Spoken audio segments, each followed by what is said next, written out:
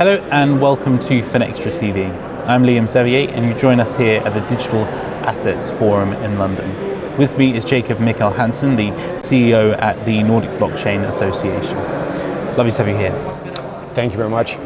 So if we speak specifically to the Nordic region, we often see that they are sort of taking positions that either progressive, they start first, or the opposite, where they're a bit more cautious. How has that sort of evolved with blockchain? The latter, without a doubt. So when the whole, there have been different waves. If you go back a little bit in time, if you go 10 years back, there was a lot of fuss around it actually. There was a lot of looking in because it was emerging technology. But from a use case perspective in the Nordic, I personally, as a blockchain believer, I trust the bank, I trust the government. This whole trust issue was not real existing. Instant payments, cross-border, it wasn't really a real use case. So there was quite a lot in the beginning, and then the technology wasn't really ready. And that means that the dialogues or the conversation was more around trading, more around things that wasn't really relevant. So I think we've been extremely slow on building up the momentum of elaborating on what it actually become as a horizontal infrastructure.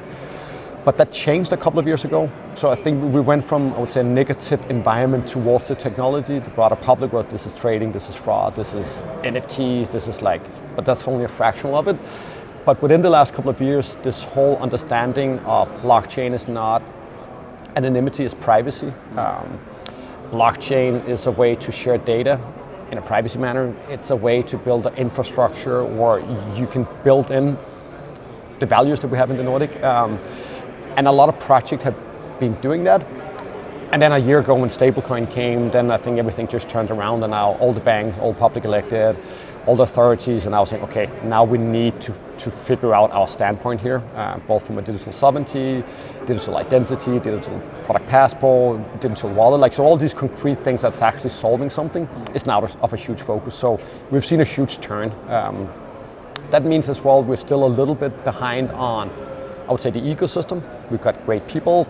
A lot of them are now working abroad, but we're lacking a little bit of saying, now this is the new tech vertical we need to focus on. But we're seeing that now. So it's, I would say, we're a little bit at a conflicting point, but it's looking extremely positive.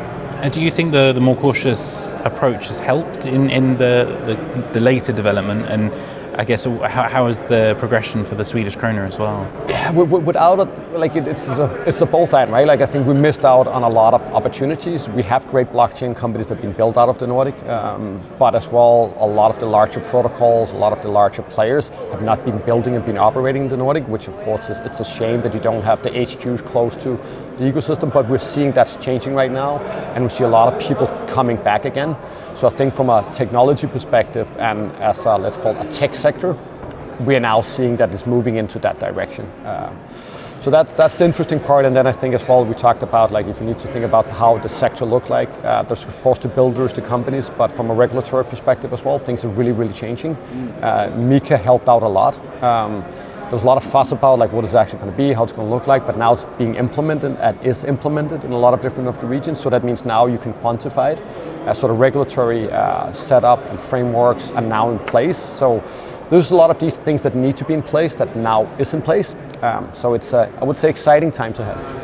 And you've covered some of it a little bit there, but obviously blockchain's been around for a long time, but the popularity has sort of gone up and down and up and down. What is the key difference now in this peak? I think it's quite simple. We're doing surveys every year on usage and amount of holding. In Denmark, we had 50% increase in holdings from 24 to 25. And there can be many things, but things just as stablecoin. The US is now going all on it. You see larger players coming in. There's just now acceptance that this is real, this is something that's happening. And people more see, at least from a crypto holding investment perspective, that this is a fair way of allocating some of your investments, right? 5-10%, you do high risk anyway. So there's more the sentiment of yes, this is something we can invest in. So there's both the builder, but the more public sentiment, this is something that's gonna stay, right? This is something real. This is something that's have been happening for a long time. So the sentiment is more it's real. And it goes into, I would say, two different directions. You got the institutional adoption, banks looking into the larger banks and are looking stablecoin, tokenized deposit. You got both the reporting requirement taking place with CARF 8 and dark, so you have the things, but you see from a usage, like real usage are happening now. You see NGOs, you see UN using it in distribution of fund. You're seeing Maersk, one of the biggest supply chain companies, now have e-bill of lading. They have blockchain implemented in their supply chain. Like, so you are seeing all these real things, like everything that they've been talking about for ages are now happening. So there's this conviction point about the institutional infrastructure with law, public elected are now like, we need to fix this. And then you see real things are being built. And now they're emerging slowly, but at a high pace. So perhaps a large question here, but a last thing to end on. With this sort of merging of the two, what does all of this mean for the larger economy? It's a really good question, because you can take it into the, let's say, as an asset class. You can look at it into as an investment class, right? That we can see those numbers are growing, a lot more is being deployed in there. But the interesting part is more saying, what is it actually unlocking? So if you look at the tokenized deposit, what that would give if you use that as a bank, the unlock of value for your clients is tremendous. Like you're gonna loosen up with your working capital. Like, you can basically now use your working capital. You can transfer instantly. And if you look at the supply chain uses of it, you can now trust like trade finance, and there's a lot of opportunities that trust in a privacy matter solve, which is going to unlock a lot of capital. So the way that we like to kind of frame it is saying, yes, more liquidity are going into it. It's the digital gold. There's a lot of capital being deployed, which makes sense, but the opportunity that is actually providing for unlocking capital, like the US NASDAQ are now tokenizing, right? I mean, I think it's close to $80 billion that's locked up. Now when they tokenize it, that's liquidity that's floating out. That's not investment into cryptocurrency, but that's the technology basically giving that 80 billion out to the market, right? So I think it's two different paths that's important to look into. So we're extremely excited for the latter, which is more sufficient capital usage.